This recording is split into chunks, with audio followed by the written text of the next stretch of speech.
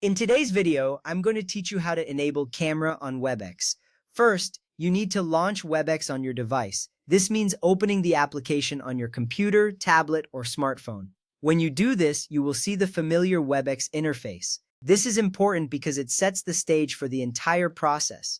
If you're using a desktop, look for the WebEx icon on your desktop or in your application list. On mobile devices, find it in your app drawer or home screen. Once you see the application open, you are ready to move forward. If prompted, log in using your credentials. This step ensures that you have access to all the features available within your account. Next, click on Join or Create a Meeting. This button is usually prominently displayed in the center of your screen. Clicking this allows you to either join an existing meeting or start a new one. If you're joining a meeting, you may need to enter a meeting number or link. For creating a meeting, you will typically see options to customize your meeting settings. This is a crucial step as it connects you with others, whether you're joining or hosting. Once you click this, the application prepares to take you to the meeting interface. Before entering the meeting, check the bottom left corner of the screen. You should see a camera icon next to the microphone. This icon is key to enabling your video. It indicates whether your camera is on or off.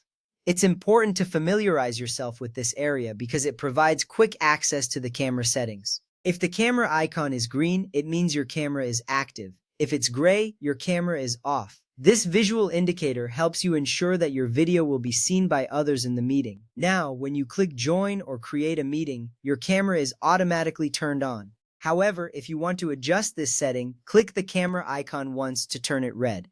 This action disables the camera. It's beneficial to know how to toggle this feature, as sometimes you may need to turn off your video for privacy reasons. After adjusting the camera setting, proceed by clicking Start Meeting.